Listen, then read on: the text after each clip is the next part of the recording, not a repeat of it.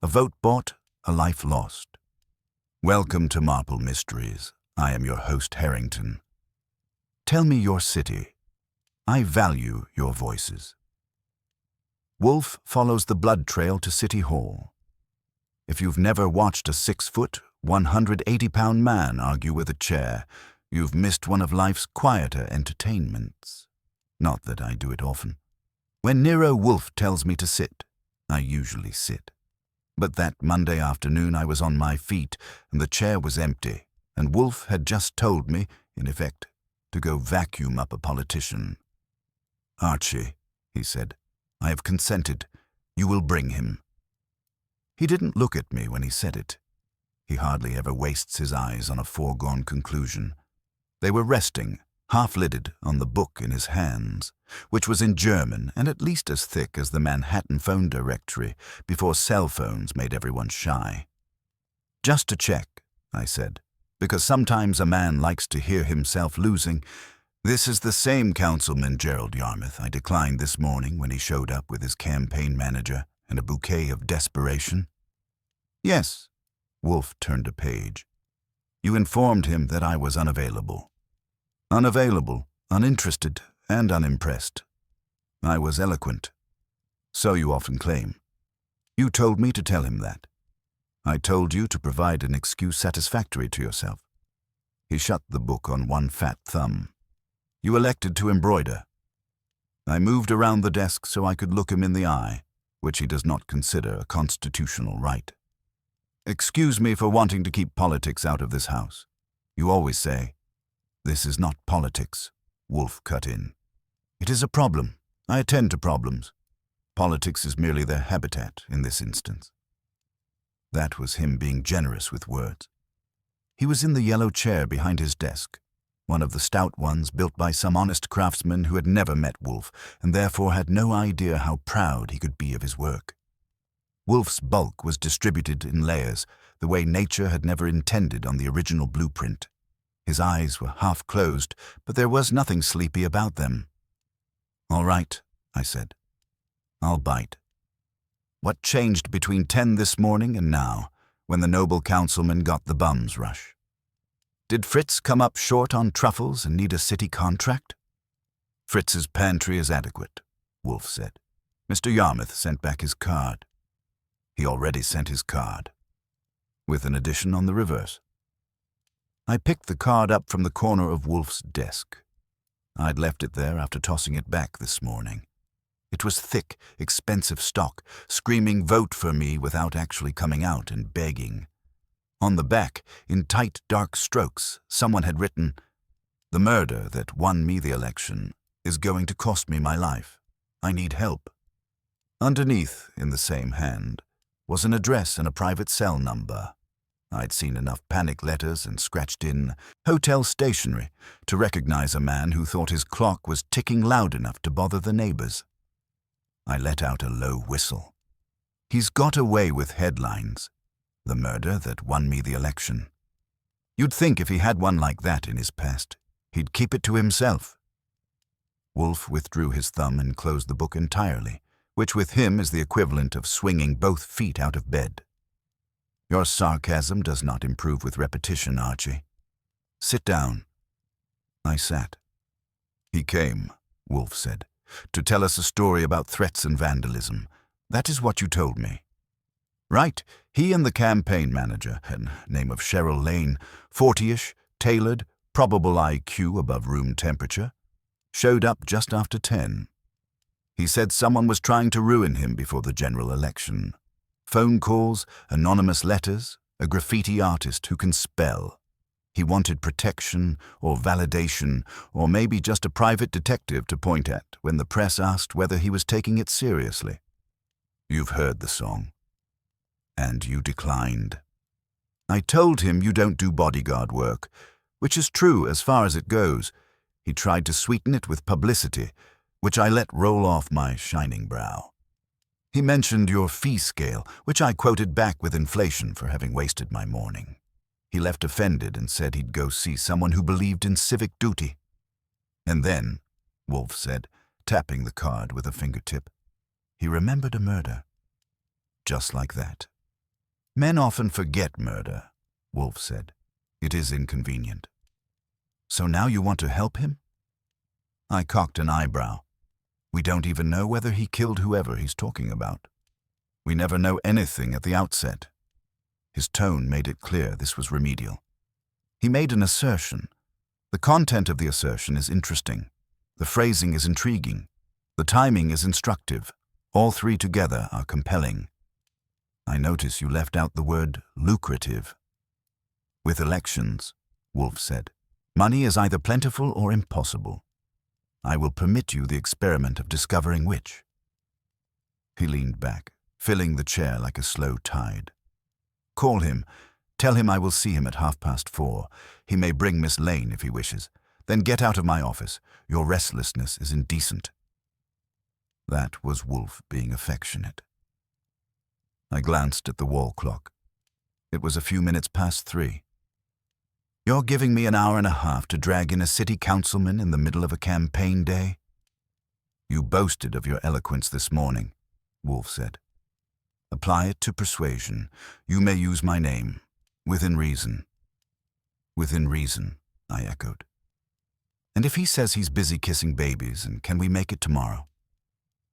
Wolfe's lips twisted, and if you didn't know him, you might have missed that it was his version of a frown. Tomorrow does not exist. The man wrote this after you dismissed him. That suggests urgency. Either he will come at 4:30 or he will make an excuse. An excuse is data. He closed his eyes altogether. Archie. The telephone. It was not a suggestion. I picked it up, dialed the number on the card, and waited through 3 rings and a staffer who thought his job was to keep stray phone calls from chewing on the candidate. When I said the name Nero Wolfe, there was a short, crisp silence, and then another voice came on, this one male, brisk and trying not to be out of breath. This is Gerald Yarmouth, he said. Mr. Wolfe's secretary? Legman, nursemaid, and senior vice president in charge of car fare. Archie Goodwin. Mr. Wolfe asked me to call. He stopped, took a breath. You can hear it, even through the line, when a man stops talking to the room and starts talking to you. Mr. Goodwin, I was hoping very much he would reconsider. I sent the inscription on your card, I said. Yes, he read it. It got his attention. That's not easy. He'll see you at 4:30 if you can get here. The pause was shorter this time. We'll be there. We? Ms. Lane, my campaign manager. She knows all the details and... He cut himself off. We'll be there, thank you. He hung up without adding, God bless you, which showed admirable restraint in a man running for office. I cradled the phone and looked at Wolfe. His eyes were open again. You heard, I said. Of course. His hearing, like his ego, had no known limit. He said we.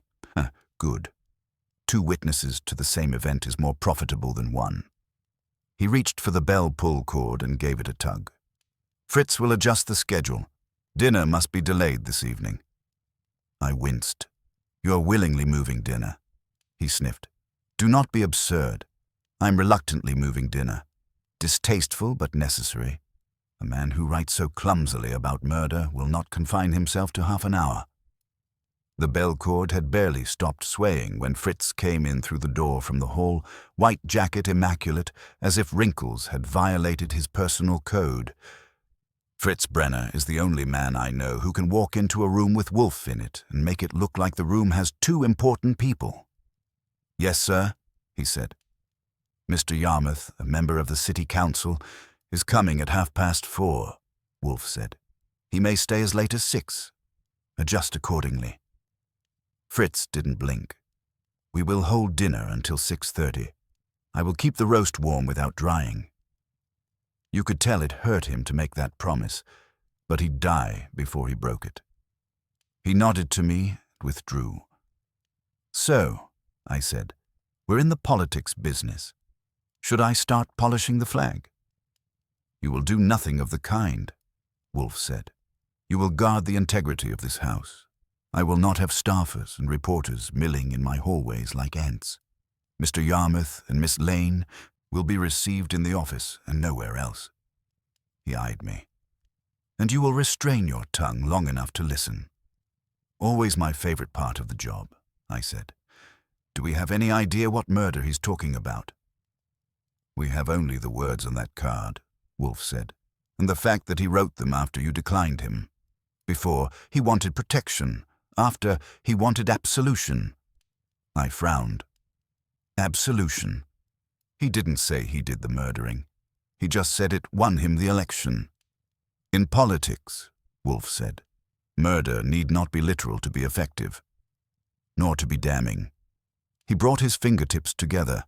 "However, if he believes his life is in danger, there is probably a corpse involved somewhere." "Or he's dramatic," I said. "That seems likely," Wolfe agreed. "But drama without substance is a nuisance, not a fear. He's afraid." He opened the book again, but didn't look down at it. "You will observe him, Archie. His hands, his voice, the rhythm of his speech. The woman as well. She will either confirm his fear or share it. And if she doesn't, then the murder won her something else," Wolfe said, "and we must discover what." That sounded like the kind of line he enjoys dropping so he can watch me chew on it.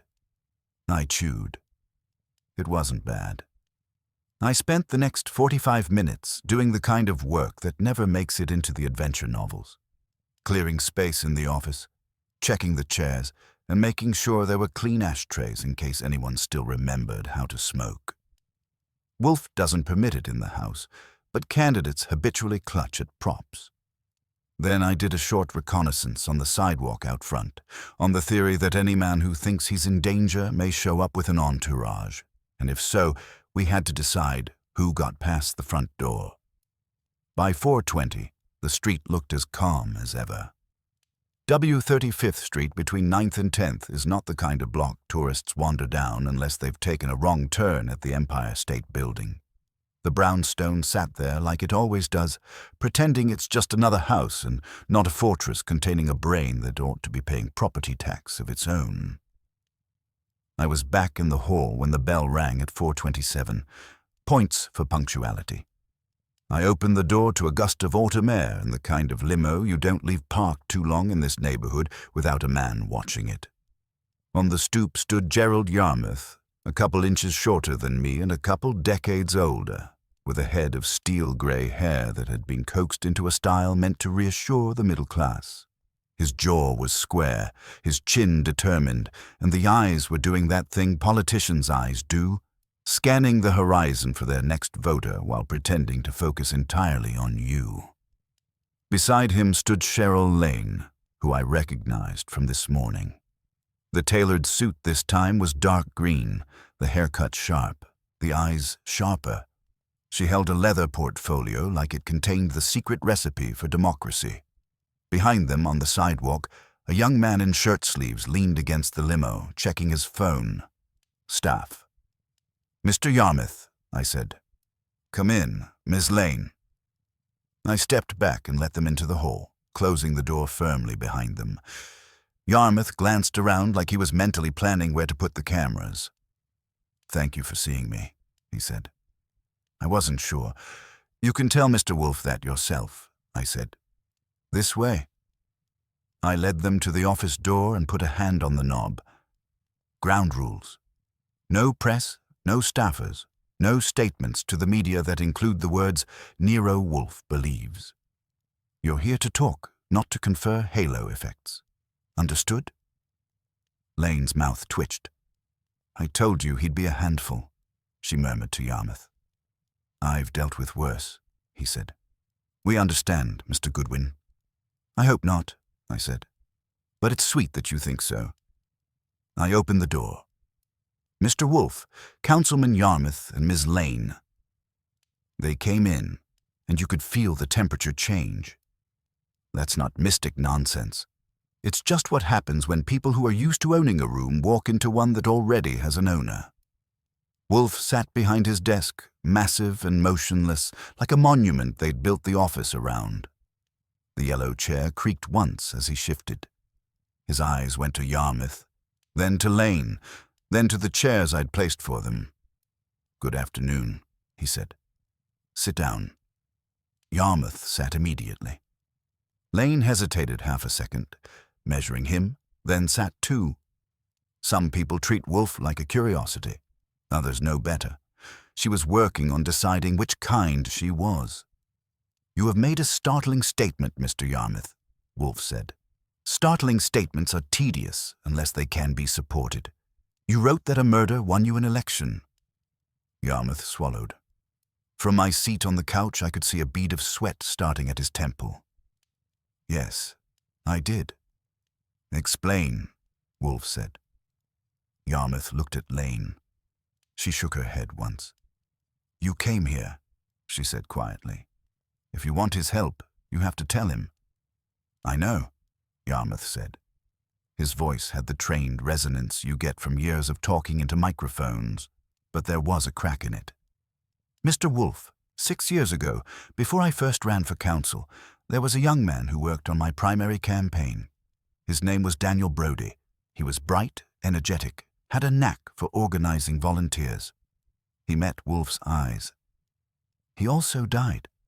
And when he did, my opponent lost his edge, and I won the primary by just over 2,000 votes." "You attribute the victory to his death," Wolfe said. "I attribute the timing," Yarmouth said. "The sympathy, the way people rallied, the press coverage. It changed the narrative. Everyone said—" He stopped. "People said it was a tragedy that galvanized us." "And you believe," Wolfe said, "that someone killed him in order to galvanize you?" Yarmouth's hands clenched on his knees. "No," he said. "That's the trouble. I didn't believe that. Not then." He looked from Wolfe to me and back. "Now, I'm not sure what I believe, but someone knows something about Daniel's death that I don't, and they're using it to destroy me." Lane opened the portfolio and slid a folder across Wolfe's desk. He didn't touch it. He rarely does. He waits for me to play postman. "They started 3 weeks ago," she said. "Anonymous emails to the campaign inbox. At first it was just insinuations. Does the councilman sleep well at night? That kind of thing. Then a copy of the original police report from Brodie's death, which was ruled an accident. Then a photograph of Daniel. Then—" Her voice tightened. "Then this." I got up, took the folder, and opened it halfway between the desk and my seat. On top was a printout of what looked like a scanned letter. The paper was wrinkled in the scan, like it had been folded and refolded. The text was short. "He didn't fall. You know that. The wrong man won because a good man died. If you don't set it right, someone else will."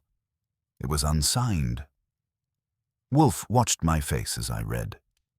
"The wrong man won," he repeated. "That's an assertion. You know that is an accusation." His eyes shifted back to Yarmouth. "Do you?" Yarmouth shook his head quickly. "No. Daniel's death was investigated. He fell from a footbridge in Riverside Park. The police said he'd been drinking, that he slipped. There was no evidence of foul play. And yet now," Wolfe said, "you fear that there was." "I fear," Yarmouth said slowly, "that someone is willing to make the public believe there was. In politics, that's almost the same thing." "Not to me," Wolfe said. "Facts and perceptions are different species. One breeds the other, but not always in a predictable fashion." He turned his head slightly. "Archie, the rest." I went through the folder. There were copies of the original police report, a news clipping about the tragic loss of a young campaign worker, and a few more recent emails, each a little more pointed than the last. One said simply, "Do you remember what he said to you on the bridge?" Another included a grainy photo of the riverside path at night. "Have you gone to the police?" I asked. Lane answered, "We've spoken to a deputy inspector, I trust. Off the record so far. If this becomes public before we understand what's happening, it could cripple the campaign." "And we can't accuse anyone without proof," Yarmouth said hastily. "I won't do that." "Commendable," Wolfe murmured. So you have come instead to a private investigator, hoping he will acquire proof or disproof and advise you whether to expose yourself. He made a small motion with his hand. You want me to discover whether Daniel Brodie was murdered, by whom and why, and whether that murder was committed to secure your election. Yarmouth swallowed again. Yes, he said, and I want to know who is sending these messages and what they plan to do. I've worked too hard for this seat to lose it to some anonymous blackmailer. Wolfe's lids lowered. Has there been any demand for money? No, not money. Lane's jaw tightened. They want him to withdraw from the race. That was in the last email. She handed me another sheet. I read it and whistled again, softly. Whoever was writing these had a flair for the dramatic, "You built your career on a dead man. Step down or we build your legacy on another." This one had a deadline, Election Day, underlined. That's a threat, I said. Not just to you. Another could be anybody close to you. Family, staff, donors. Yarmouth's mouth hardened. My wife is already nervous, he said. She's been asking whether we ought to take a long vacation somewhere with no internet. I can't do that. I won't. You could, Wolfe pointed out. You elect not to, because you want the election. Yes, Yarmouth said without flinching. Yes, I do. I believe I can do more good from that seat than out of it. And I'm not stepping aside because someone sends me poison pen letters about a tragedy 6 years ago. Whether it was a tragedy or a crime, Wolfe said, remains to be seen. He shifted his bulk. Your belief in your utility is your affair. My concern is facts, sir. You have given me enough to make this an interesting puzzle. I will accept your case. Lane let out a breath. Thank you, Mr. Wolfe. You understand my conditions, Wolfe said as if she hadn't spoken. I do not leave this house on business. Mr. Goodwin conducts inquiries and observations. You will provide him with full access to your campaign's records, staff, and schedule, subject only to legal constraints. You will answer questions completely and honestly, or I will terminate the engagement. That's acceptable, Lane said at once. Yarmouth nodded. Whatever you need. Payment, Wolfe said, will be at my usual rates, plus an additional fee should my efforts prevent political catastrophe. I'm indifferent to your victory or defeat, Mr. Yarmouth, but I am not indifferent to my own compensation. You'll have it, Yarmouth said, if you can stop whoever this is. That depends, Wolfe said, on who this is. He looked at me. Archie, tomorrow morning you will visit the scene of Daniel Brodie's death, Riverside Park, the footbridge. Bright and early, I said. Sunrise over the crime scene. Do not be mawkish, Wolfe said. Go at 11. There is no virtue in dew. He turned back to Yarmouth. In the meantime, you will tell me everything about that night. When you last saw Brodie, what he said, and why he was in the park at all. Yarmouth's gaze dropped to his hands. For the first time, he looked less like a candidate and more like a man who just realized his past was not as dead as he'd hoped. I can tell you, he said slowly, when I last saw him. I can tell you what he said. I don't like to. He looked up. Because if I say it out loud, it sounds worse. Then it is past time you said it, Wolfe replied. Speech does not alter facts, but it may reveal them. Begin. So he began, sitting there in the office that had seen more than its share of reluctant confessions, talking about a young man who had fallen, or been pushed, from a footbridge in the dark 6 years before. And from where I sat, watching his hands and his eyes and the way Cheryl Lane's jaw tightened on certain words, I had the distinct, uncomfortable feeling that the brownstone had just been redistricted into a new precinct, the kind where votes were tallied in blood as well as ink. He didn't jump right in. People almost never do when the thing they've come to say has teeth. It was late, Yarmouth said finally. Past midnight, 2 weeks before the primary. We were behind in the polls, and Daniel was working himself to the bone trying to change that. Phone banks, canvassing schedules, messaging tweaks. He lived on coffee and adrenaline. Lane gave a small nod, more to herself than to us. I filed that away. That night, Yarmouth went on. We'd had a strategy session at the campaign office. It ran long. Tensions were high. My opponent had just released an attack AD questioning my record as a public defender. It was ugly. We were arguing about how to respond. "Who was present?" Wolfe asked. "Me, Daniel, Cheryl, our media consultant back then, Joel Hafner, and 2 volunteer coordinators, Maria Cortez and..." He frowned. "A young man, college kid. I can't recall his name." Lane supplied it without looking at him. "Evan Pierce." "Yes, Evan." A brief apologetic nod her way, like forgetting the name counted as a crime in this courtroom. We wrapped up around 11:30. Everyone was exhausted. I remember making some crack about going home to sleep for an hour before the next crisis. Daniel asked if we could talk privately. "About what?" Wolfe's tone could have cut glass. "The ethical cost of politics," Yarmouth said dryly. He was idealistic. He'd come on board because he believed in criminal justice reform, housing, the usual laundry list. But he also believed we should be pure as the driven snow while we did it. His mouth twisted. I'd just agreed, against his advice, to greenlight an opposition research dump on my opponent's finances. Perfectly legal, perfectly normal. Daniel thought it was beneath us. "And beneath you?" I asked. His eyes flicked to me. At the time, I told myself it wasn't. You can't win if you insist on higher ground that no one can reach. But he was upset. We argued. I told him if he wanted purity, he should join a monastery, not a campaign. Lane gave the slightest flinch. That line had history. "In any event," Yarmouth continued, "we left the office together. It was a warm night, sticky. He said he needed air, didn't want to go straight home. I offered him a ride. He refused. Then he said if I wanted to understand why people were losing faith in politics, I should take a walk with him instead and listen." He drew in a breath. I was tired, irritated, but I went. "Where?" Wolfe asked, though we already had the answer. "Riverside Park. We were on the west side anyway. We walked along the path, talking. Or rather, he talked. About authenticity.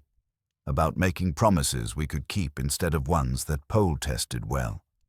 About how, if we started compromising on the small things, we'd end up compromising on the big ones." "Did you agree?" I asked.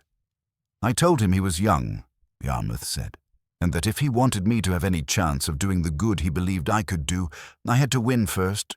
That's always the argument." He rubbed his temple. "We reached the footbridge around one, the one that curves over the lower path near 96th. He stopped in the middle, leaned on the rail and said..." His mouth tightened. He said, "Someday you're going to look back and realize a line got crossed tonight." "In reference to the opposition research," Wolfe suggested. "In reference to politics in general, I think." His voice had gone a notch softer. I told him he was being melodramatic. He laughed. Then he said, "If I ever become as cynical as you, push me off." I glanced at Wolfe. He didn't move, but I could feel him listening harder. That was the last thing he said. Yarmouth finished. A jogger came by, late-night runner, headphones, didn't even glance at us. I remember that because I was thinking how strange it was to be out running at 1 a.m. Then my phone buzzed. A text from my wife asking if I was on my way. I stepped back from the rail to answer it. I turned away for maybe 10 seconds. When I looked up, Daniel was gone. "Gone," Wolfe repeated. "Not walking away, not leaning on the rail." "Gone," Yarmouth said quietly. I didn't hear a splash, no cry, nothing, just empty air where he'd been. At first I thought he'd stepped back, gone down the stairs on the far side without saying anything, just to make a point. I called his name. No answer. I went to the rail and looked down. His throat worked. They said later that if he hit his head on the way down, he might not have made a sound at all. "They," I prompted. The police, the coroner, whoever writes the reports. He spread his hands.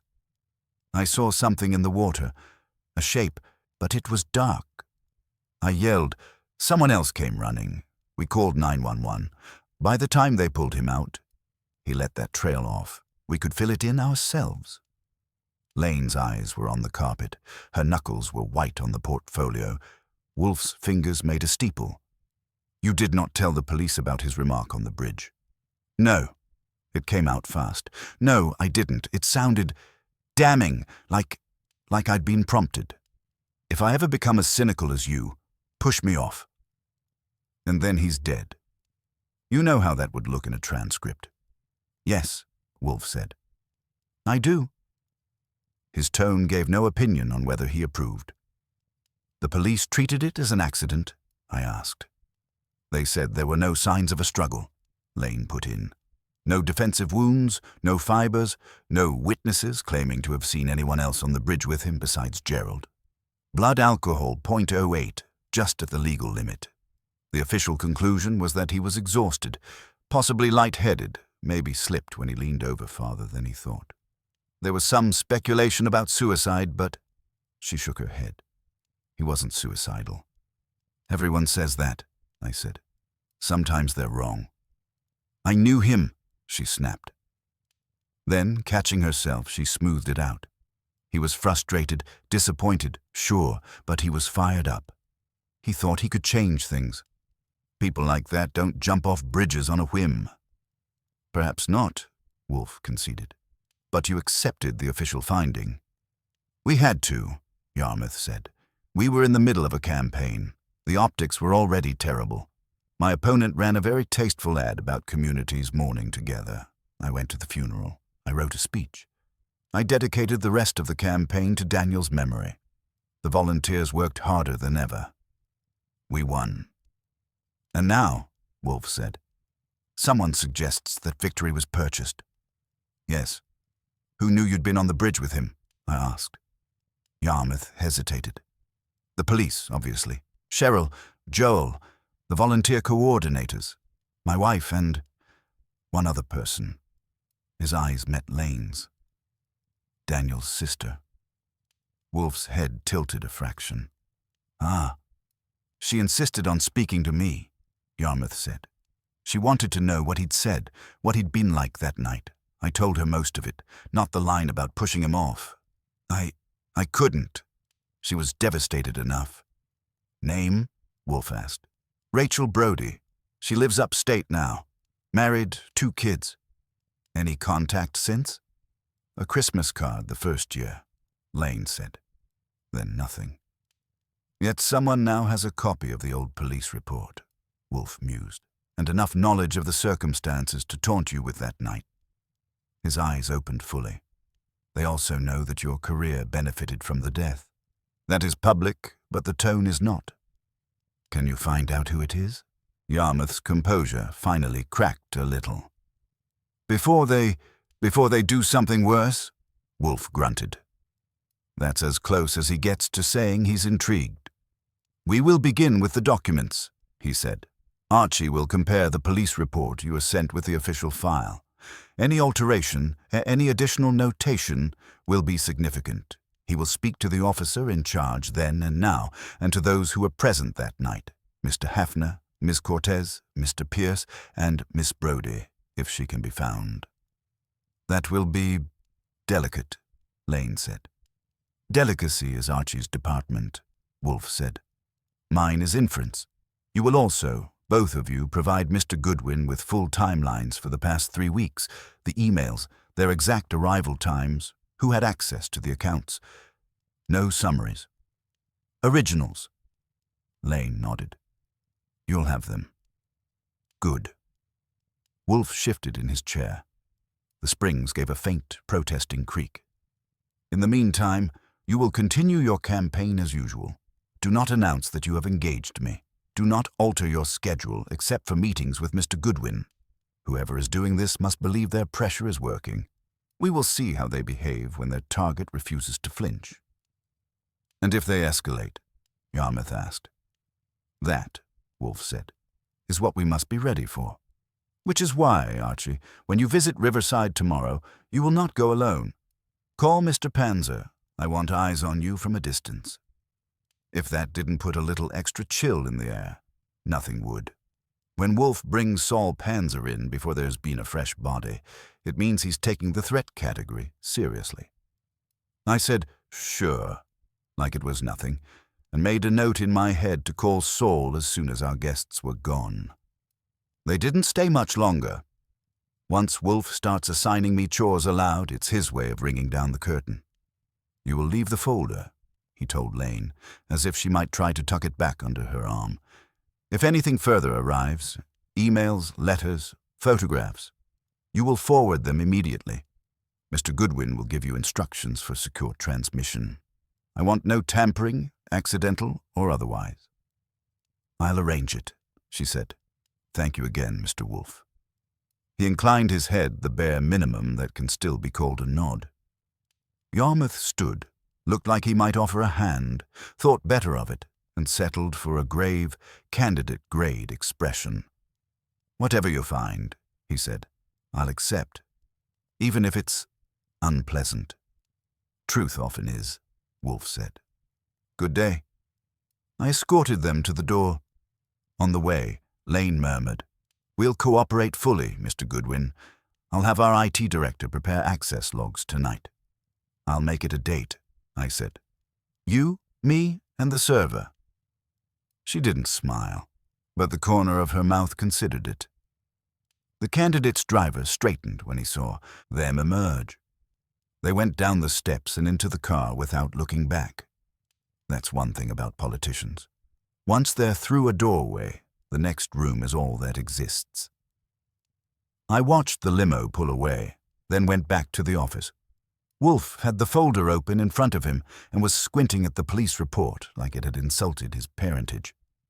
Don't strain yourself, I suggested.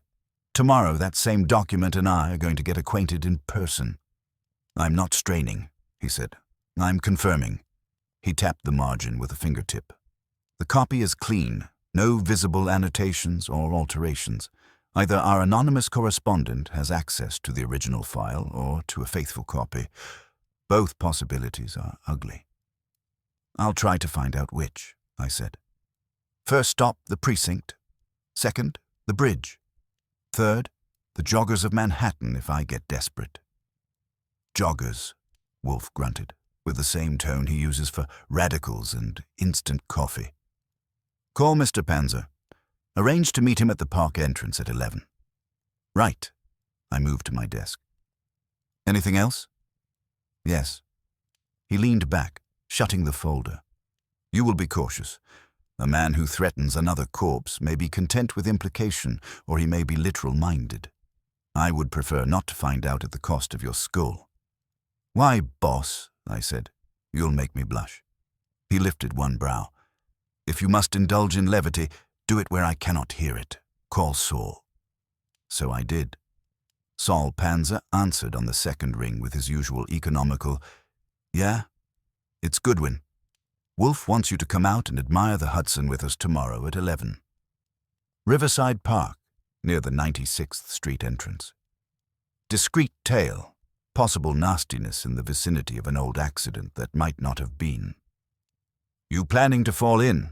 Saul asked. I'll do my best to stay vertical, but we may have company with less balance.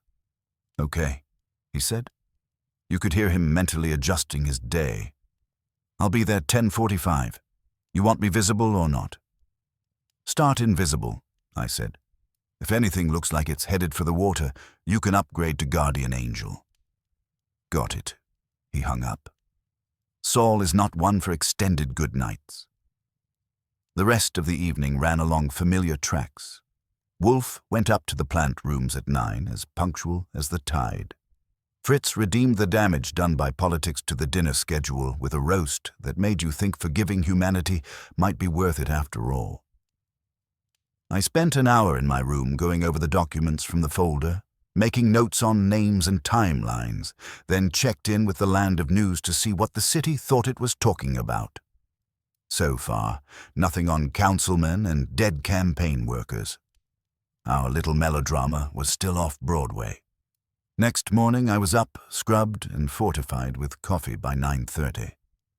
Wolfe, reinforced by breakfast, looked less like a mountain and more like a ridge line as he gave me my marching orders. "You will not permit yourself to be shepherded," he said. "The police will resent questions about a closed file. Remind them I do not care about their resentment. Be civil but persistent. If they stonewall, note who does it. Obstruction is sometimes as revealing as cooperation." "Yes, sir," I said, respectful as a choir boy. "And at the bridge?" "You will observe," he said. "The height of the rail, the angle of the drop, the visibility from all approaches. It is not enough to say he could have fallen or he could have been pushed. We must know how and from where. You will also consider what else might have happened. A man can be lured, startled, drugged, or shoved by a ghost," I suggested. "I'll keep my ectoplasm detector set to high." He closed his eyes. "Archie." "Right. Observe, Infer. Don't fall in." "Got it." I picked up my hat. "Anything you'd like me to bring back besides facts? Postcard?" "Silence," he said, "if possible. Failing that, beer. Go." I went. It was one of those New York October days that can't decide whether it wants to bite you or kiss you. The air was cool but bright, the sky doing its best impression of purity over a city that knows better. I took the sedan up to the West 90s and found a legal spot close enough to walk without needing a resupply of oxygen. Saul was already there when I reached the park entrance, which did not surprise me. He was loitering on a bench with a newspaper, wearing a cap and a jacket that had seen better days, and looking like the kind of unobtrusive citizen no one remembers after a lineup. He didn't look up as I approached. "You're late," he said. I checked my watch. It was 10:49. "You're early." He allowed himself half an inch of smile. "That's what I said." We started down the path together, far enough apart that we could have been strangers heading in the same direction. Saul is an artist about those things. A runner went past us, earbuds in, intent on beating his personal best or heart failure, whichever came first. "You read the file?" Saul asked, eyes forward. "Yeah. Young volunteer, idealistic, late-night chat with the candidate on the bridge. Then gravity gets ambitious. Officially, it's a slip and splash. Unofficially, somebody's now hinting otherwise." "Huh," Saul said. "For him, that's a paragraph. Riverside is layered. You get the street level, then paths, then the river, all tied together by winding trails and bridges that some city planner probably loved once." We took the curve that led toward the footbridge. It came into view ahead, a gentle arch of metal and concrete over the lower path. Up close, it was less romantic. The rail came to about mid-chest on me, higher on a shorter man. You'd have to lean out or climb up to go over by accident. We went, up. On the bridge, the river smelled like river, and the traffic hum from the highway blended with the sibilant hiss of wind in the trees. I went to the center, where the view was best and, presumably, where Daniel Brody had leaned while he lectured a future councilman on political morality. I put my hands on the rail and looked down. The drop wasn't sheer. There was a concrete embankment, then rocks, then the water. A fall from here could break your neck before you ever got wet. Saul stayed a few paces back, watching the approaches, casual as a man deciding whether to invest in a hot dog cart. "Well?" he said. "Well," I answered, "if I ever tell you to push me off, don't take it literally." Saul came up beside me and leaned on the rail, the way a man does when he's giving the scenery a fair shot. "Looks high," he said. "It is," I agreed. "You'd have to be limber or unlucky." I shifted my weight, put one foot a little forward, and leaned until I felt the point where your balance starts negotiating with gravity. It wasn't a casual slump. A man fiddling with his phone or stretching his back wouldn't get there by accident. You'd either be drunk enough not to notice or doing it on purpose. Saul watched me, not the river. How much had he had? He asked. Report says .08, barely enough to make a sorority girl sing, but he was exhausted. Tired plus buzz equals wobbly. He moved a couple of steps, testing angles with his eyes. You can see the lower path from here, and the upper one. Anybody coming, you'd see 'em unless they were sneaky. Or unless you were turned away. Checking a text from the missus? I said. Yeah. His voice was even. You buying Yarmouth's version? I'm renting it month to month, I said. He could be gilding, but the bones feel right. He tells it too clean for a man who's been polishing it for 6 years, and too messy for a rehearsed alibi. Saul grunted again, which is his way of marking a point on the mental scorecard. I took a slow turn, scanning the approaches. The paths curved into trees and out again, giving you patches of sight line. There were a few people around. A woman with a stroller, an older guy in a windbreaker walking a dog that looked like it remembered the Taft administration, another runner. Average weekday traffic. 6 years ago, at 1 in the morning, it would have been close to deserted. If somebody else was up here, I said. They didn't leave much. No reports of a third party, no yelling, no one running away in the night. Either they were never here, or they were a ghost, or the cops got narcoleptic with their notebooks. Cops are lazy, Saul said, but not that lazy, not on a body. More likely, if there was someone else, they stayed out of sight, or the one witness didn't notice. Who was the someone else? I asked. The report says, bystander, alerted emergency services. No name in the summary. Full file will have it, Saul said, assuming nobody decided to forget it. A runner went past us on the bridge. Early 30s, shaved head, good form, a t-shirt advertising a charity run. He gave us the standard quick glance that says, you're not a mugger, carry on, and kept going. I watched him head down the far side of the bridge, then said, if I were going to push a man off this thing, I'd pick the far side. Less light from the lampposts, cleaner shadow. And I'd want him up on the rail or leaning far. It's not the world's most convenient murder platform. You could come from behind, Saul said. Fast, hard shove between the shoulder blades. Surprise does a lot of the work, but yeah, it's not a dream setup. A lot of things can go wrong. Which is why I still like the he slipped theory, I said. If you want to kill a man, you don't pick a stage where one bad angle means you only sprain his ankle and ruin your shoes. Saul nodded. Unless it was an argument, heat of the moment. They're yelling. One of them grabs, the other stumbles. That's friendlier, I said. Accidental manslaughter plus moral stain. It would fit the tone of our anonymous friend. You know what you did, even if no one can prove it. We let that hang there a while. Below us, the river did its best impression of indifference to human affairs. Okay, I said. We've honored the scene. Time to go talk to people who get paid to write reports that don't answer questions. We walked back across the bridge and out of the park. Saul peeled off a block before the car, the newspaper under his arm again.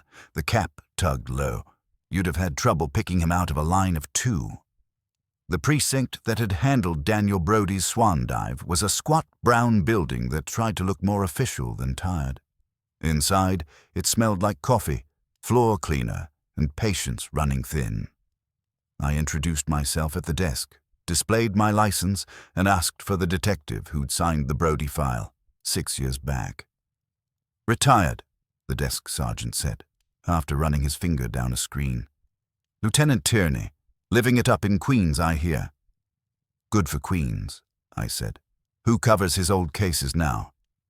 Depends. He eyed me. Why? Because somebody's throwing one of them at a city councilman like confetti, and I'd like to know who had the bag open. I've been hired by Yarmouth. You can call his office to confirm. He considered that.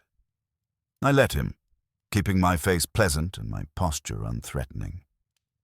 You learn early that if you push a cop when you don't have to, you end up filling your afternoons with form-filling and resentment. Finally, he picked up the phone, did some internal murmuring, and jerked his head at a hallway.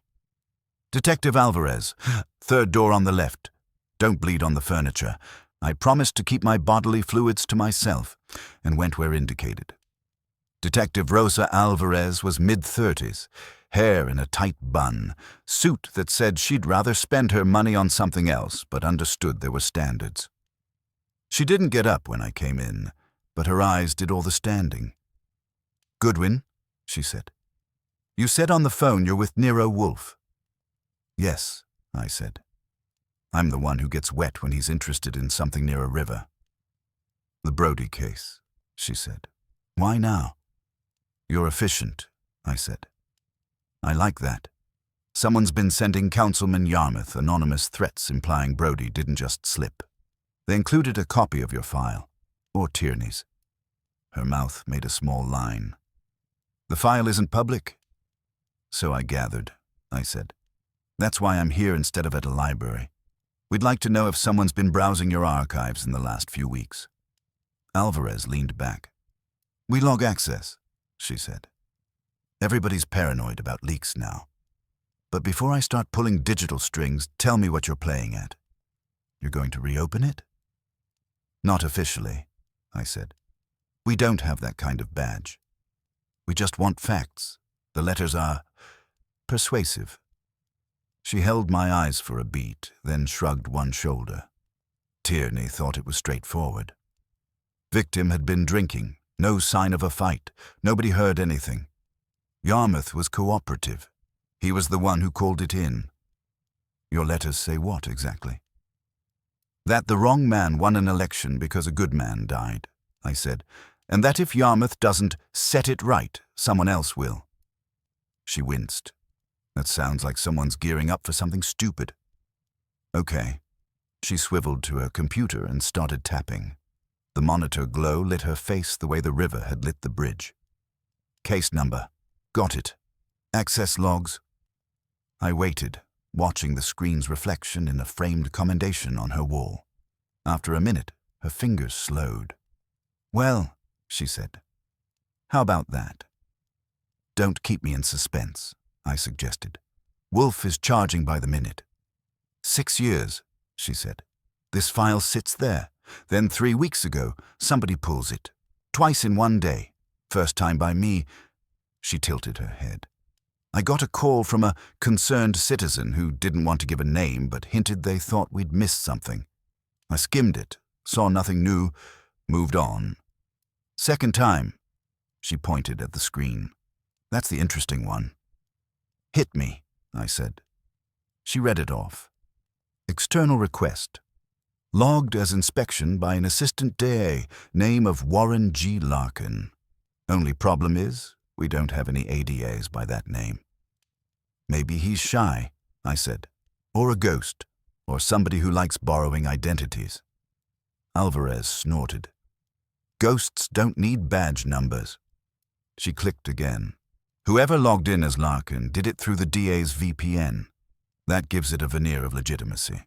But there's no record of him on their personnel list. I checked when I saw it. It bothered me." "That's reassuring," I said.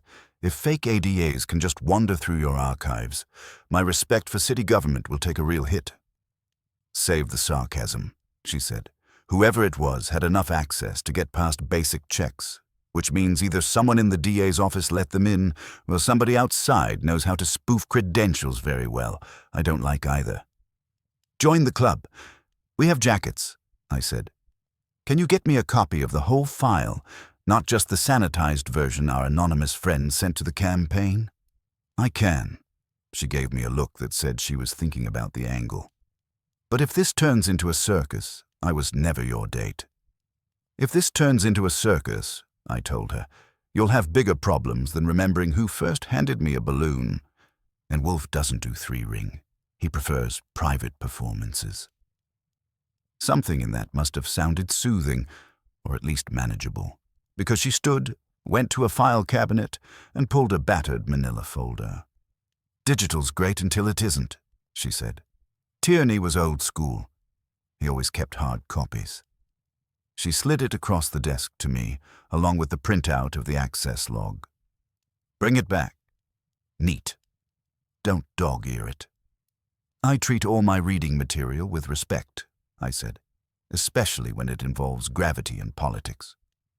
I tucked the folder under my arm and headed back out. On the way through the squad room, I did a quick scan.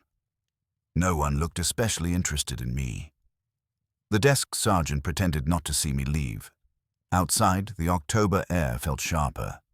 Saul was across the street at a food cart, negotiating ownership of a pretzel. He ambled over once I was clear of the doors. "Well?" he asked.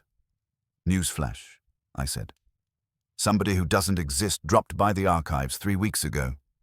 Borrowed the Brody file, left a digital footprint with the name of an ADA no one's ever met. Our mystery friend likes costumes." Saul tore off a piece of pretzel with small, vicious accuracy. "You got copy?" I patted the folder. "Paper and pixels.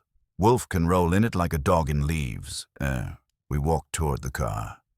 Halfway down the block, Saul said, "Guy in a Navy windbreaker's been taking an interest. Came out of the precinct a couple minutes after you. Followed you with his eyes to the corner, then me to the cart. Now he's pretending to read a parking sign like it's philosophy." I didn't turn my head. You pick up a certain stiffness in the back of your neck when somebody's auditioning for the role of shadow. "Cop or something else?" "Shoes say cop," Saul said. "Jacket says cop. The way he's trying not to look like he's watching you says amateur. But amateur cops can still be trouble." "Could be Alvarez's boss making sure she doesn't hand state secrets to the big bad Wolfe," I said. "Could be," Saul agreed. "Or could be word's already gotten around that someone's sniffing Brody again." I opened the sedan's door, put the file on the seat, and leaned in longer than I needed to, giving myself an excuse to use the mirror. Sure enough, there was a Navy windbreaker by the precinct gate, head tilted toward a sign that had never been that fascinating in its life. The angle of his body was wrong, just a shade too keyed. "I'll let him follow me a couple of blocks," I said lightly. "See if he's collecting autographs." Saul shook his head. "Don't get cute. Wolfe won't like it if you bring home a tale without asking." "He's gotten so fussy in his old age," I said. But I slid in, started the engine, and pulled away with the kind of lawful obedience that warms the cockles of any patrolman's heart. In the mirror, the windbreaker watched me go. He didn't move toward a car or raise a phone immediately, which told me nothing except that he could count to 5. I drove 3 blocks, made a left, then another, and checked again. No Navy. If he was still interested, he was doing it at a distance, which meant Saul would pick him up if it mattered. By the time I was on the West Side Highway headed downtown, my mind had shifted from windbreakers to elevations. Tierney's reports were in my lap, held steady by the steering wheel when the traffic allowed. That's not a practice I recommend to children. Back at the brownstone, I handed the car to the garage like a man returning a borrowed dog and went inside with my prize. Wolfe was at his desk, of course. He had one of his big ledgers open, the ones he pretends are for bookkeeping but actually contain notes that would give a psychologist heart palpitations. "You were longer than I calculated," he said without looking up. "Some of us have to obey traffic signals," I said. "Also, I brought you a present." That got his eyes. I laid the folder and the log printout on his blotter. He pulled the log over first, which made sense. In Wolfe's view of life, the people who touch facts are usually more important than the facts they touch.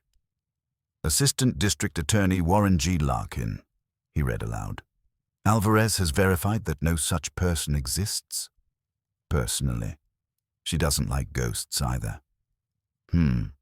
His finger traced the timestamp. 23 days ago, 4 minutes, 32 seconds of access. Enough to open the file, scroll, and copy. He looked up. Was there security footage? "Not handy," I said. "Alvarez would have to ask their techs to pull it, and while she doesn't mind slipping us paper, getting caught reviewing 6-year-old lobby footage because Nero Wolfe snapped his fingers is another matter." "She's right," Wolfe said. "We'll refrain, for now. The log is sufficient." Someone wanted the original file very recently and had enough sophistication to cloak himself in officialdom, and enough familiarity with the DA's systems to know how, I put in. You think we're dealing with a hacker on a civic pride kick? No. Wolfe's tone added, don't be childish. Hackers crave notoriety. Our correspondent craves leverage. This is personal, not ideological. I dropped into my chair. If it's personal, the pool's still small. People who cared enough about Brody to weaponize his death. Start with the circle we know. The campaign, the family, the cops. Maybe someone in the DA's office he brushed shoulders with once. Wolfe's gaze slid to the folder. Tierney's notes first, he said. Then we will see which of those circles overlaps. Read. I opened the folder, flipped past the official forms to the handwritten pages in Tierney's scrawl. The first interview note was with Gerald Yarmouth, fresh from the bridge, still in damp clothes. The detective had written, in block capitals, says he looked away for 10 seconds. 10 seconds, I said aloud. He's been consistent. I timed it on the bridge. It's enough to send a text and regret it, not enough to take a walk and a nap. Continue, Wolfe said. Next came statements from the paramedics, the bystander who'd called 911, name Harold G. Mackay, address on West 94th.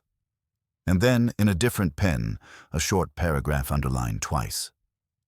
Tierney interviewed Brody's sister, I reported. Rachel.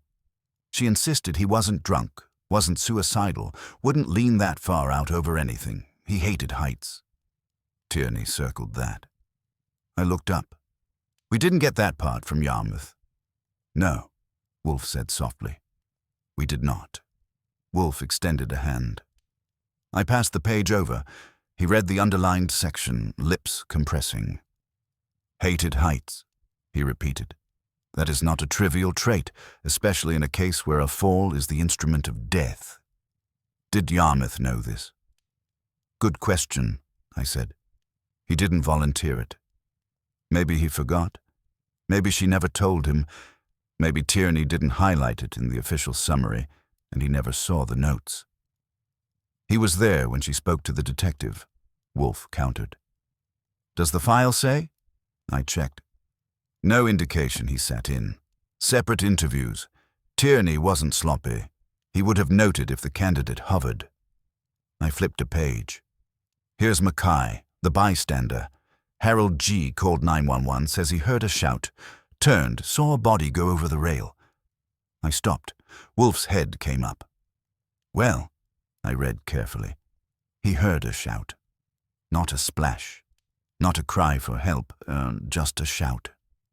Male voice, sharp. Could have been anger or surprise. And he's not sure if it came from above or below. Yet Mr. Yarmouth, Wolfe, said, claims he heard nothing at all. Right, I looked up. They could both be shading their memories.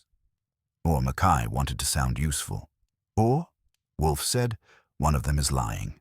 Continue. The rest of Mackay's statement was ordinary. Saw the shape go over, ran closer, couldn't see much in the dark, called 911, tried to guide responders. No dramatic confessions, no hint he'd recognized Yarmouth until later. I flipped past paramedic boilerplate and coroner language until I found the interview with Rachel Brody. Young, mid-20s, furious in every line of Tierney's handwriting. Sister says he wasn't a drinker, I summarized. Claims campaign people pushed booze on him at events to make him looser with donors, resents that. Says he called her earlier that evening, upset but determined, complained the campaign was selling out. Does she mention Yarmouth by name? Wolfe asked. Yes. I scanned. She says he worshipped Gerald at first. Then he started seeing the cracks. He told me if Gerald kept going the way he was, he'd end up just like the people he claimed to fight. Hero worship curdled into disappointment, Wolfe murmured. That is common and combustible. She also says, I went on, he wouldn't have gone to the park alone that late, unless someone he trusted was with him. That someone being our councilman. Wolfe closed his eyes briefly, then opened them again. So, a young man who hates heights, who mistrusts the direction of the campaign, goes to a bridge in the dark with a candidate he once idolized. He makes a barbed remark about being pushed, then disappears over the rail. The candidate says he heard nothing. A bystander says there was a shout. The police, perhaps grateful for an accident that fits their paperwork, decline to dig deeper. And now, 6 years later, someone resurrects it with theatrical phrases and an invented prosecutor. He drummed his fingers once on the desk, a soft, fleshy thud. We must speak to them, all of them. But sequence matters. His gaze sharpened on me. You will first visit Mr. Mackay. I nodded. He's on West 94th. I can be there in 20 minutes if the crosstown buses are feeling cooperative. You will not take a bus, he said with the faintest curl of lip. You will take the car. If someone is observing you, they are more likely to notice a man descending from our vehicle than from public transport. It is useful to know who is paying attention. The Navy windbreaker at the precinct, for instance, I said. His eyes narrowed. Explain. I gave him the short version. When I was done, he grunted. You should have told me at once. I'm telling you now, Saul had him tagged. Probably internal curiosity, but I'll keep an eye out for garden variety Navy in my travels. You will do more than that, Wolfe said. You will assume that every official you speak with may have an unofficial audience, which is one more reason to begin with the least connected. Mackay is a private citizen, not a politico. See what he remembers before the narrative hardens around him again. And after Mackay, I asked. Campaign staff? Sister? Miss Lane first, he decided. By telephone, you will inquire whether she knew about Brodie's dislike of heights and his concerns about the campaign's ethics. Her answers will determine when we approach Miss Brodie. Our anonymous correspondent may be her, or someone acting in her name. If so, we must not give them time to adjust their tactics. Right, I said. And somewhere in all that we fit in a hacker who likes dressing up as a DA. He may not be a hacker, Wolfe said. He may be a man with a borrowed password, or a friend in the DA's office willing to perform small favors. Do not romanticize him, Archie. It dulls the edge. I picked up the folder again. I'll head for Mackay now. Then I'll stop by the campaign office and charm Miss Lane's IT wizard into admitting how easy it would be to borrow an identity. Take care with your charm, Wolfe said. We need information, not admirers. You say that like they're mutually exclusive, I protested, but he was already reaching for the ledger, which meant I'd been dismissed with kindness. In the hall, I dialed the campaign number from memory. Lane picked up on the second ring, sounding brisk and a shade tired. Cheryl Lane. Goodwin, I said. Quick question before I go harass civilians. Did you know Daniel Brodie was afraid of heights? A pause. Then, where did you hear that? Detective Tierney's notes, I said. Rachel told him Daniel hated heights and wouldn't lean over any rail, which makes the bridge scenario a little less casual. I'm wondering if that was common knowledge around the office. She exhaled. He mentioned it once. We were hanging posters. Someone joked about climbing a ladder, and he made a face. Said he didn't do high places. I didn't think much of it at the time. Why? Because your candidate's version has him leaning on that rail like a philosopher contemplating the river, I said. If Daniel was the cautious type, that picture gets fuzzier. He'd lean, she said slowly, but not far. He wasn't phobic. He just didn't like it. Look, I don't see how this changes the fact that he fell. It might change how, I said, or who he trusted enough to stand there with. One more thing, did he ever talk to you about disillusionment, getting tired of compromises? Another pause, this one longer and heavier. Once, she said, closer to the end. He came into my office after a fundraiser, furious about a developer who'd written a big check. Said we couldn't take that money and still claim we were different. I told him that was how campaigns worked, that we'd take it and vote against them anyway if it came to it. He looked at me like I'd kicked a puppy and walked out. He cooled off, but something changed. "Did you tell Gerald that?" I asked. "No." A short, bitter laugh. We were juggling 3 crises a day. Daniel's idealism was just background noise. I thought he'd grow out of it. "Some people don't grow," I said. "They jump." I let that hang a second.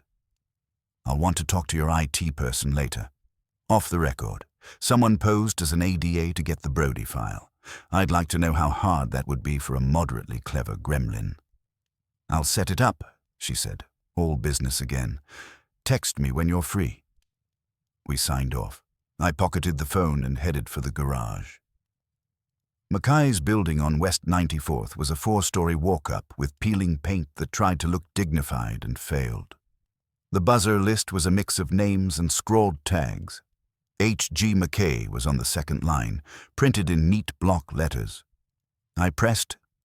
After a moment, a voice like gravel in a paper bag said, "Yeah?" "Mr. Mackay, Archie Goodwin. I'd like to talk to you about something you saw in Riverside Park 6 years ago." There was a beat of silence. Then the buzzer rasped and the door clicked open. The stairwell smelled like boiled cabbage and old mail. Second floor, door on the right, chain sliding back as I approached. When it opened, I got a look at Harold G. Mackay. Late 60s, thinned grey hair combed with more hope than success. Shoulders gone a little stooped but not surrendered. His eyes were sharp and pale, the kind that have spent a lifetime deciding whether they believe you. "You look too young to be bringing bad news from 6 years ago," he said. "Depends what you consider bad," I told him. "I'm not selling condo conversions, if that helps. May I?" He stepped back and I went in. The apartment was small and tidy in the way that means somebody has decided clutter is the enemy. 2 chairs, a sofa, a TV, a bookcase with more paperbacks than knickknacks. A framed photo of a younger man in a Giants jersey and a woman with his eyes smiled from the end table. Whoever they were not there now. "Sit," Mackay said. "You want coffee?" "Thanks, but I've met my quota for the morning. I'm working for Nero Wolfe. We've been hired by Councilman Yarmouth to look into the death of a young man you saw go off a bridge." He snorted once. "That boy. Brody. I figured somebody would come knocking eventually. Surprised it took this long." "That's the way with old stories," I said. "They have to ripen. You mind telling it again?" He dropped into one of the chairs, the springs protesting. "I already told the cop," he said. "Tierney. Big guy. Mustache. Thought he was funnier than he was." "Tierney has retired to Queens," I said. "But he kept decent. Notes? I've read them. I'm more interested in what stuck in your head after 6 years than what you said in the first 6 hours." He considered that, then nodded once. "Fair. You want my head? You get it as is. No warranty." "That's standard," I said. "Start with why you were in the park at that hour." "Can't sleep sometimes," he said. "Used to be the job. 3rd shift at the postal service, then security guard. You never quite learn to lie flat. That night I'd had an argument with my daughter on the phone. I needed air that wasn't coming through a radiator." His gaze went past me to the window. So I walked.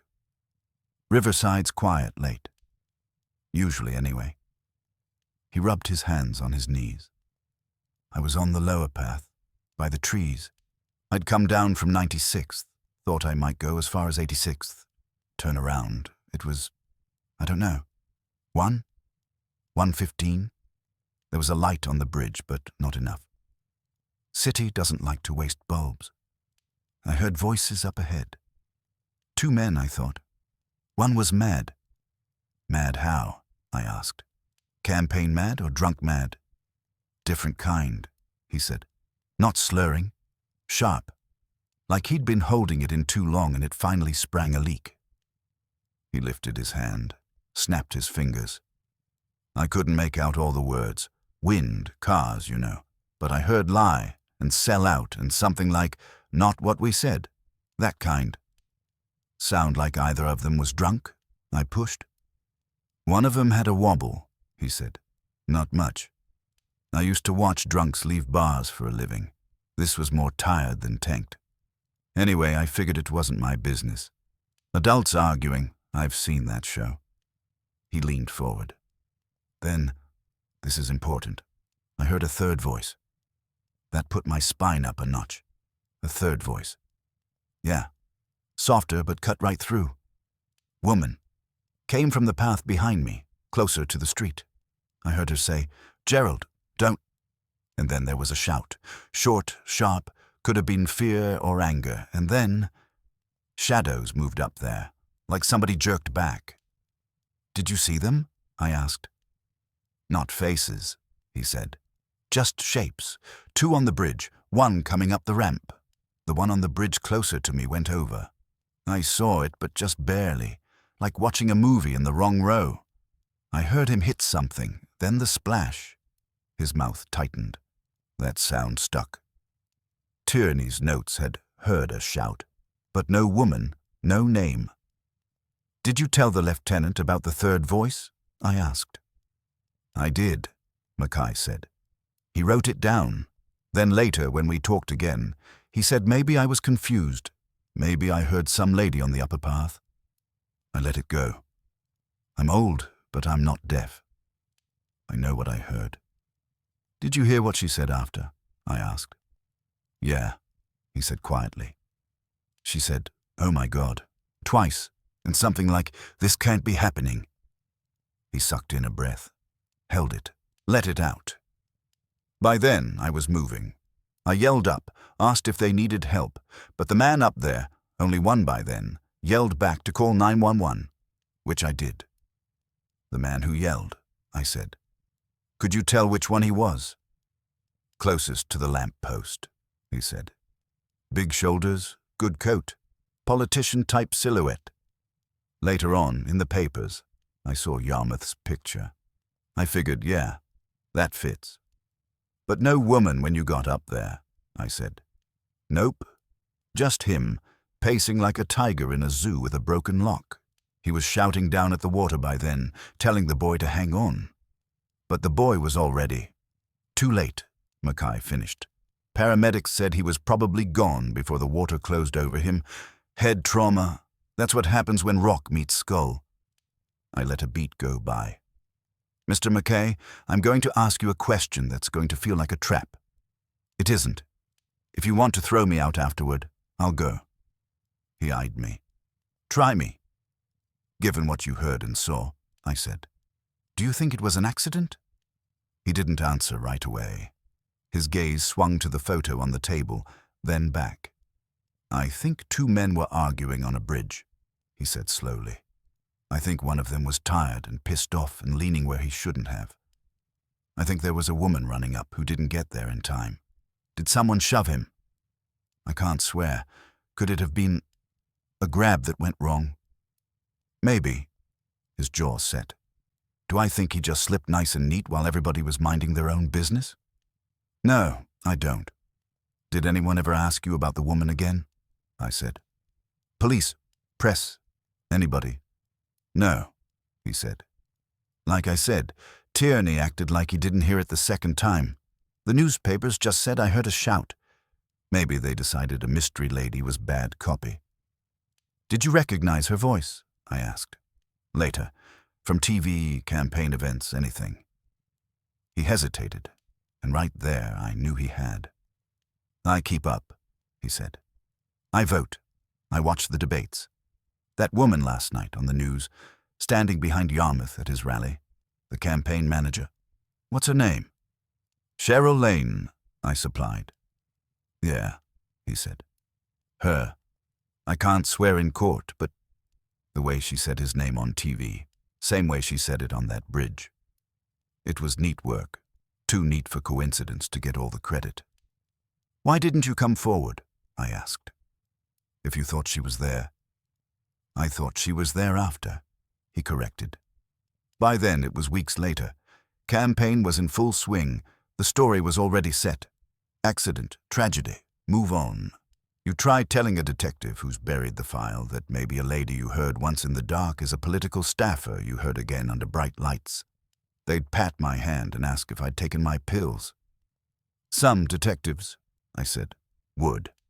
Others might enjoy the headache. He grunted. Too late now for should-haves. I'm telling you because you asked, and because someone's stirring it up again. Maybe they're the ones who ought to be talking to Tierney's ghost. Someone has been stirring, I agreed. Sending letters. Threats. You get any? He shook his head. I'm not important enough. They want the big guy. He squinted at me. You think they're right? That he did something? I don't know yet, I said. I know he left out a woman on a bridge and a shout you heard. That's not good arithmetic. Mackay snorted. Politics. Math comes second. He pushed himself up. You done? For now, I said, standing. Thanks, Mr. Mackay. If you remember anything else, I'm not hard to find, he said, unless I'm walking. Back on the sidewalk, I took a breath that didn't smell like boiled cabbage and started toward the corner. Across the street, a Navy windbreaker stepped back into a doorway a little too quickly to be casual. I didn't look at him directly. I just checked my watch, turned downtown instead of toward the car, and took a leisurely tour of the block. By the time I'd circled back, the doorway was empty. I made it home in under half an hour and went straight to the office. Wolfe was as I'd left him, but the room was not. The top drawer of my desk was ajar by half an inch, and the folder on Wolfe's blotter had been moved a polite 2 inches to the left, as if someone had needed space and then tried to pretend they hadn't. Wolfe's eyes opened as I came in. You took longer than necessary for a man going 2 miles, he said. Explain. Then tell me who was in this room while you were out. I shut the door behind me and took another look around in case my eyes had been lying the first time. They don't usually. The longer than necessary, I said, was because I took a scenic route home. Our friend in the Navy windbreaker moved from the precinct to Mackay's block and back. I wanted to give him a chance to decide whether he liked my company enough to follow me here. Either he lost interest or he's better than he looks. Wolfe grunted. And the second question? That, I said, is the one I was hoping you'd answer. When I left, that top drawer was shut and the file on your desk was obeying gravity in the usual spot. Now we've had a visit from the furniture fairy. His mouth compressed. Sit. Report. Then we will consider this. His eye flicked to the moved folder. Profanation. I dropped into my chair and gave him Mackay. Straight. The woman's voice. The Gerald, don't. The shout, the shadows, the disappearing act between one statement and the next. When I got to his ID of Cheryl Lane from TV, Wolfe's lids sank lower, which is his version of banging his fist. So, he said when I was done, Mr. Yarmouth neglected to mention that Miss Lane was on the bridge.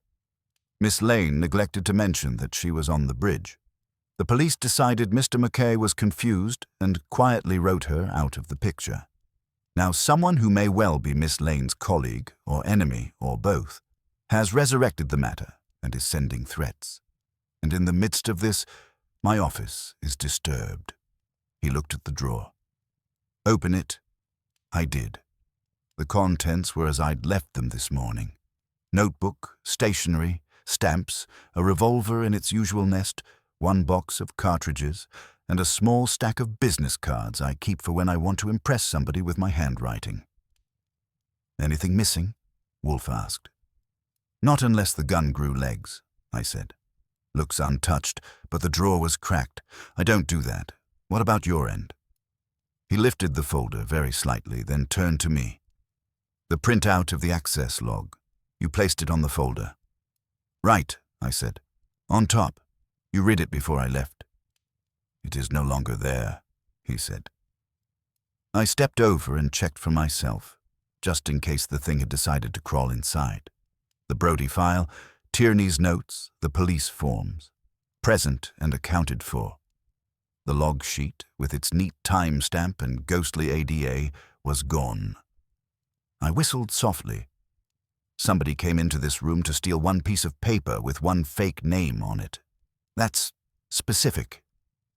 Precisely, Wolfe said. He or she was not rifling at random. They knew within a narrow margin what they wanted to know, how we knew about the file access. Which means, I said, they knew the file had been pulled, and they were worried about the trail leading back to them. He nodded once. And they were willing to risk entering my house to erase that hint. That is more telling than anything Mr. Mackay provided. I eyed him. Tell me you didn't nap through it. His glare could have curdled Fritz's cream. I left this room only to attend to my orchids from 9 to 11. Before and after I was here. At 11:15, Fritz brought me coffee. The file was undisturbed. At 12:23, he returned with sandwiches. I had opened the file. The log was still present. At 12:50, Fritz came to answer the front door. I heard voices in the hall. A messenger delivered an envelope, addressed to me, posted locally. Fritz placed it on my desk. I did not open it. Show, I said. He pointed. Under the corner of the blotter sat a plain white envelope.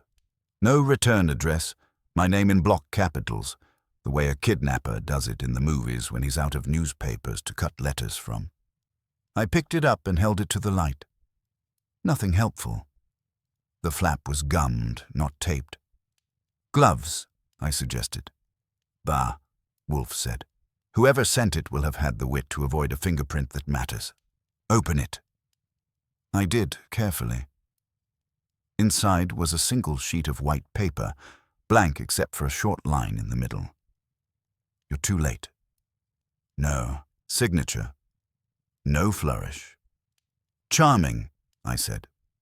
And while Fritz was dealing with Mr. Too Late's courier, the man himself slipped in here, palmed the log, and adjusted the family silver 2 inches left. How long was Fritz away from the kitchen? Less than a minute, Wolfe said. The doorbell rang. He went, took the envelope, closed the door. He did not escort the man inside. Sure, I said. Because why would he? This is a respectable house. People don't just wander in here. We both let that irony sit a moment. Fritz, I called. He came in from the hall, napkin still in one hand. When I asked, he described the messenger.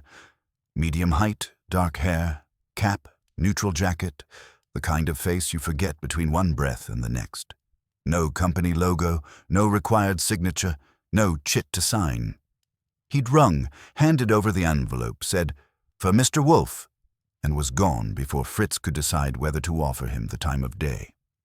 I'm very sorry, Fritz said, genuinely stricken. I did not think— No, Wolfe cut in. You did exactly as you should. We are all habituated to deliveries. The fault is not yours. Go back to your work. When Fritz had gone, I said, So he got in either before Fritz reached the door or after he closed it. The front hall's tight. Fritz was between him and the stairs. There is the kitchen entrance, Wolfe said, and the basement, and carelessness with locks. We will revise our habits. For now, the salient fact is that someone has announced his presence and tampered with my papers. That escalates his importance. Also narrows it, I said. How many people in this little drama know what that log would show? Alvarez. Her tech guy, maybe. Whoever actually pulled the file. Yarmouth, Lane, if they've seen it. Anybody they've confided in. And any ally of theirs, Wolfe said. Or adversary. We must assume the circle is at least that wide. He closed the folder with finality. We now have 3 strands. 1, the original event on the bridge, with Miss Lane's likely presence and Mr. Mackay's testimony. 2, the recent intrusion into the Brody file by a fictitious prosecutor. 3, the intrusion into this house and the theft of the log. They intersect where knowledge intersects. Therefore, we must compress the circle. I knew that tone. Someone was about to get an invitation they wouldn't enjoy. Who first? I asked. Miss Lane, he said. She has lied to us by omission and may be in danger herself, from whoever is manipulating this. Call her. Tell her I require her here this evening at 8, alone. Do not tell her why. While you are at it, Mr. Goodwin, inform Mr. Panzer of the trespass. I doubt our messenger is done with us. And our client, I said. You want the councilman in on this little reunion? In due course, Wolfe said. For tonight I want Miss Lane unencumbered by politics. We will see what she says when the bridge is put back under her feet. I picked up the phone. As I dialed, the empty white of that note seemed to glow a little on the desk, like the smile of someone who just jostled a sleeping lion and gotten away with it, for the moment. Cheryl picked up on the first ring this time, which told me her nerves and her phone were in the same pocket. Lane. Goodwin. Mr. Wolfe would like the pleasure of your company this evening at 8. Here at the Brownstone. Alone. I have an event at 7, she said. A meet and greet with union reps. Then you'll be fashionably late there or early here, I said.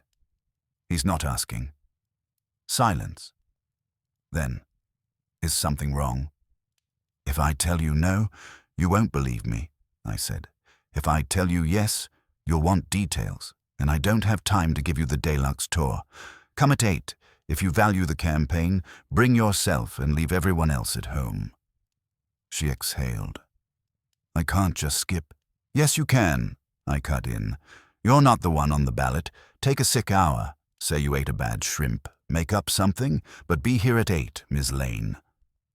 Another stretch of quiet, then, fine, 8. Don't tell Gerald I'm coming. That's the idea, I said, and hung up before she could negotiate. I rang Saul next. He listened to the news about our uninvited log thief without interrupting. Inside the house, he said when I was done. That's gutsy. Or dumb, I said. Maybe both. I'll swing by after dark, he said. Walk the block. See if anybody's taking an interest in who rings your bell. You want a car check too? Please, if anyone's parking a Navy windbreaker across the street for the evening, I'd like to know before I step out for cigarettes I don't smoke. Okay, he said, and clicked off. The hours until 8 did their usual stretching and compressing act. Wolfe spent most of them with the Brody files spread before him like a buffet. Twice he grunted, once he muttered something about imbeciles with badges. But he didn't share. I amused myself by checking locks, conferring with Fritz about how long it would take to rustle up a light supper after a heavy confession, and going over the list of people who knew too much about too many things.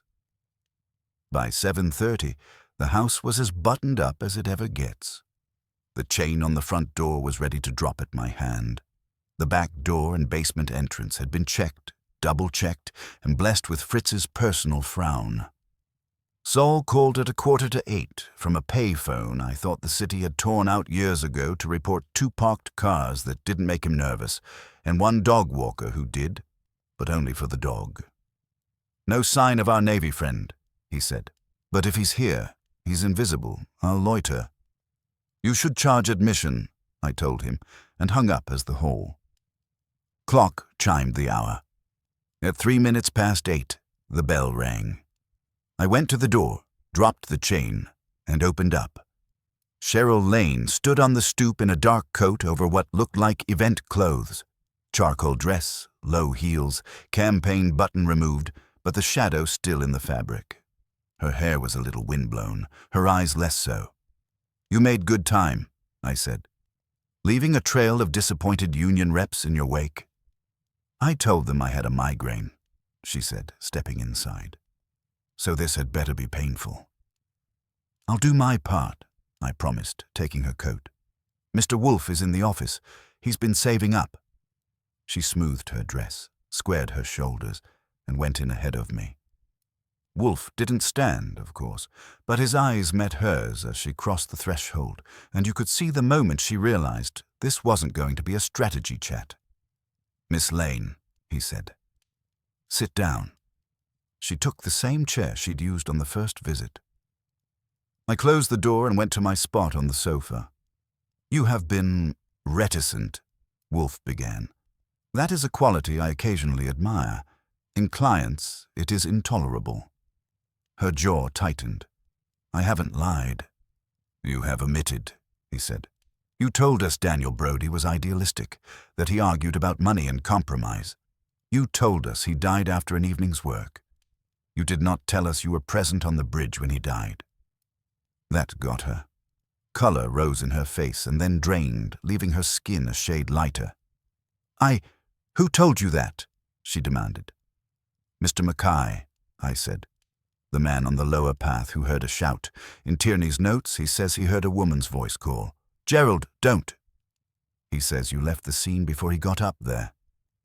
6 years later, he sees you on television and thinks, that voice.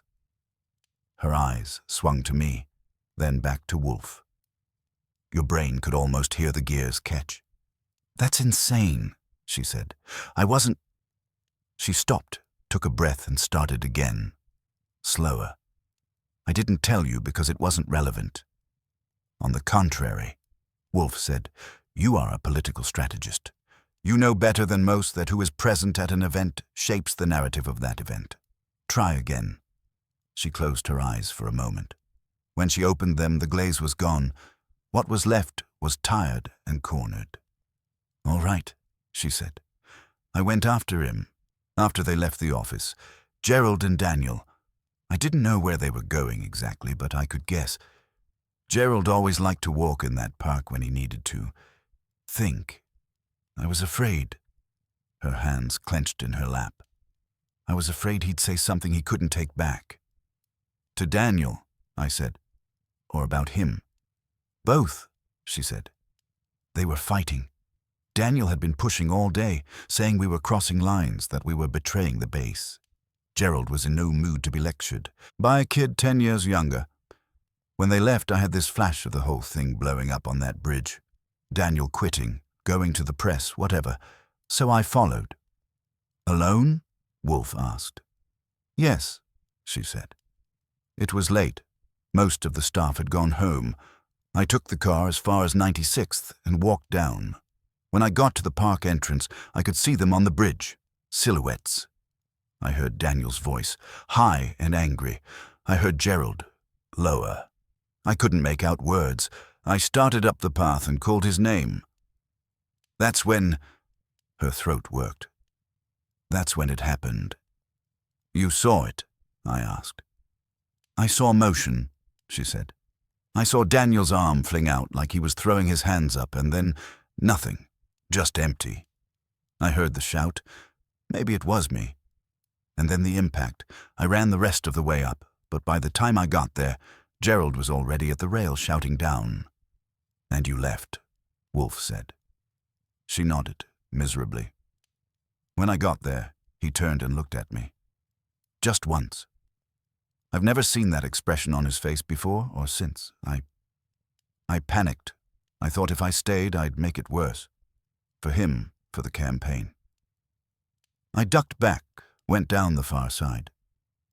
By the time the paramedics arrived, I was halfway home. And for 6 years, Wolfe said, you have allowed both the public and the police to believe that the only living witness on that bridge was your candidate. Yes, she said, because I didn't see a push. I didn't see hands on him. I saw a terrible moment, and I thought if I told anyone I was there, they'd assume something that wasn't true. Her eyes flared. He didn't kill Daniel. I know he didn't. Wolfe's brows went up a millimeter. You know this. From what, Miss Lane? Faith? From knowing him, she shot back. From how he was afterward. He blamed himself, but not like... She stopped, swallowed. He would never.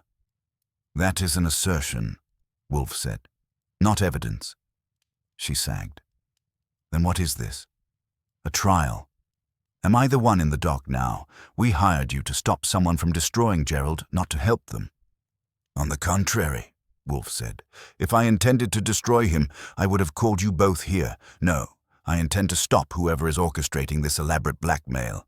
To do that, I must know exactly what happened on that bridge and who has been lying to whom ever since. You have adjusted the story for 6 years. Someone else is adjusting it now. The difference is that they are willing to kill for it. Her head jerked up. Kill? You think... Our anonymous correspondent promised another if Yarmouth did not step aside, Wolfe said. They have broken into police records under false names and into my house under my nose. They are not playing. She stared at him, breathing fast. Miss Lane, he went on, softer now, I require 2 things from you tonight. First, a complete list of everyone who knew you were on that bridge or even suspected it. Second, the truth about what Daniel Brodie was threatening to do that night and before it. You hinted earlier that he might go to the press. Did he say so?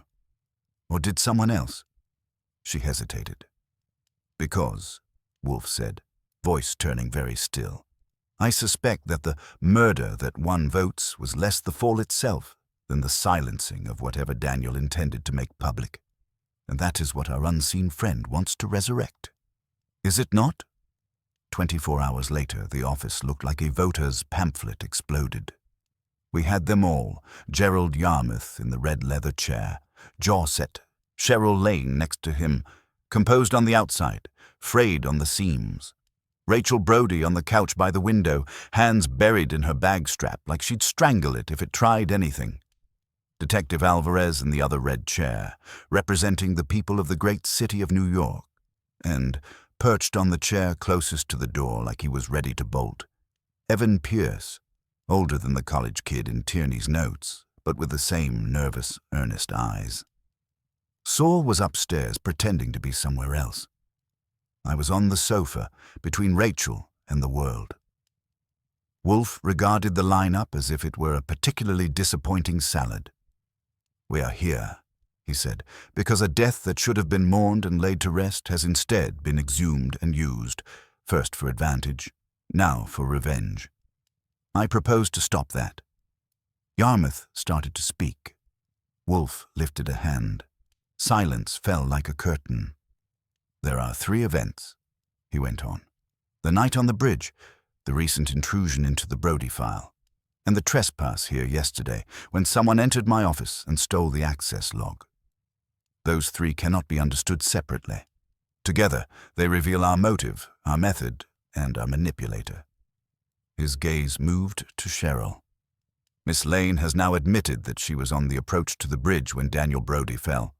Mr. McKay places her there by voice. She saw enough to know that the scene was ambiguous, no clear murder, no clear accident. She chose to vanish, fearing what assumptions would be made if her presence were known. That decision allowed the official story to harden, an unfortunate fall in which no one alive held responsibility. Rachel's fingers clenched. You used him, she said to Yarmouth, low and fierce. You used his death to win. I know, he said hoarsely. I've lived with that. Quiet, Wolfe said. Your guilt is relevant, but not yet dispositive. The second event. 3 weeks ago, someone accessed the police file using a fictitious assistant district attorney, Warren G. Larkin. Detective Alvarez has confirmed there is no such man. The access came through the DA's systems. The file was open for just long enough to be copied. Alvarez folded her arms. Whoever did. It knows our network, she said, and thought they were clever. They were, Wolfe said, but not enough. Only a small group had both motive and opportunity. Someone who worked on your campaign, Mr. Yarmouth, who knew Daniel, who resented the way his death was spun. Someone who later went to work where such files could be reached. His eyes slid to the end chair. Mr. Pierce, you are currently employed in the district attorney's IT department. Evan jerked as if he'd been yanked by a string. How did... Mr. Goodwin spent an instructive hour this morning with your HR director, Wolfe said. Your resume is commendable. You left the campaign shortly after Brodie's death, disillusioned. You have since acquired precisely the skills needed to rummage through secure archives, and yesterday you chose to escalate. You broke into my house, stole the access log, and left me a note saying, "You're too late." Evan's mouth opened. Shut. His eyes darted to Alvarez, then Rachel. I only took a piece of paper, he said. You can't prove... Archie, Wolfe said. I obliged. Navy windbreaker, Precinct steps, Mackay's block. I said, "You really should buy a different jacket if you're going to take up following people as a hobby." Color rose in Evan's face. It wasn't the honorable kind. "I wasn't trying to hurt anyone," he burst out. "I wanted the truth out. Daniel," he glanced at Rachel, "he was my friend. He believed in Gerald, and Gerald sold him a bill of goods. Then Daniel dies, and suddenly the campaign has a martyr. Nobody questions it. Nobody asks why." "So you waited 6 years," Wolfe said. "Why so long?" "Because I had to get where I could do something," Evan shot back. "You think they hand the keys to the DA's system to interns? I had to earn access, and I had to wait for the right moment. He's about to become chair of the Public Safety Committee."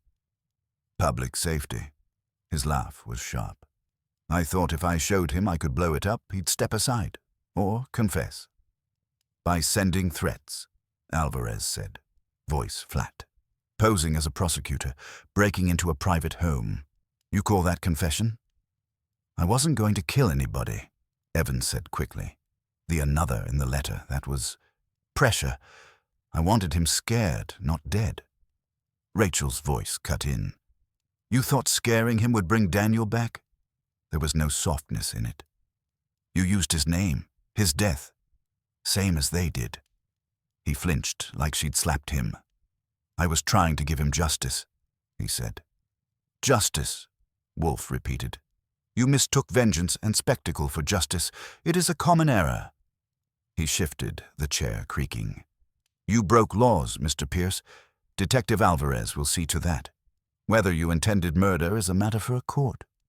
Alvarez's jaw set. "Oh, I intend to." "And you," Wolfe went on, turning to Yarmouth, "have escaped the more dramatic accusation. There is insufficient evidence to say you killed Daniel Brodie. The configuration of the bridge, the testimony, the timing, all allow for an accident, possibly precipitated by anger and fatigue. But you are not acquitted." Yarmouth raised his head. "I know." "You chose," Wolfe said, "to accept a narrative that benefited you and concealed complexity. You permitted Miss Lane's silence because it simplified the story. You permitted the public to sanctify Brodie's death into a campaign slogan. You built part of your career on a corpse you did not examine too closely. That is not murder in law. It is, however, a kind of killing in ethics." The room was very still. "What happens now?" Lane asked quietly. "Now," Wolfe said, "Mr. Pierce is arrested. The district attorney will be informed of the breach in his office. You, Miss Lane, will decide whether you can continue to manage a man whose victory was born of such compromises. And you, Mr. Yarmouth, will decide whether to tell the truth publicly about that night. That you were arguing with a young man who accused you of selling out, that his death was not a tidy, blameless slip, and that you have profited from the public's misunderstanding." "If I do that," Yarmouth said, "my career is over." "Perhaps," Wolfe said, "but your sleep may improve." Rachel let out a breath that sounded like it had been waiting 6 years. "If he tells the truth," she said, "I can live with that. I never wanted him in jail. I wanted someone to admit what they did to Daniel." Evans sagged in his chair. "I'm sorry," he muttered, not looking at anyone. "That," Wolfe said, "is between you and Miss Brodie and the court. My engagement was to stop the threats and identify their author. I have done so." He looked at Alvarez. "You may have him." She stood, cool and efficient. "Evan Pierce, you're under arrest for unauthorized access to criminal records, obstruction, and whatever else legal comes to mind on the ride downtown." She produced cuffs. He didn't resist. They went out, Evan between her and the door. Rachel followed slowly, after one long look at Yarmouth that held more history than words could carry. Lane went last, tight and distant. The front door shut. Silence flowed back in. Wolfe exhaled, a deep, annoyed gust. "Poi," he said. "Politics." I stretched my legs. "You going to tell him whether to withdraw?" I asked. "That is his affair," Wolfe said. "I have no interest in his office, only in the use of a boy's death as a stepping stone. Some would say that's standard practice, I remarked. Some, he said, are swine. Murder that wins votes need not involve a push from a bridge, Archie. It can be the quiet suffocation of truth under convenience. That is what I object to. I eyed him. Objecting doesn't pay the bills. It will in this instance, he said dryly. Mr. Yarmouth will pay our fee. Miss Lane will see to it if he does not. They have purchased at least the cessation of anonymous torment. And your conscience? I asked. My conscience, he said, is not for hire. It merely insists on clarity before dinner. On cue, there was a gentle knock, and Fritz appeared in the doorway. The roast is ready, sir, he said. Shall I serve? Yes, Wolfe said, levering himself up. We have had enough of lean fare. Come, Archie. I followed him out. Behind us, the office lights glowed on the closed file of Daniel Brodie, a young man whose death had finally stopped winning votes and started costing them. If you're looking for a morale, you can take Wolfe's, or you can take mine. If anyone ever invites you to discuss ethics on a bridge after midnight, insist on meeting in a well-lit diner instead.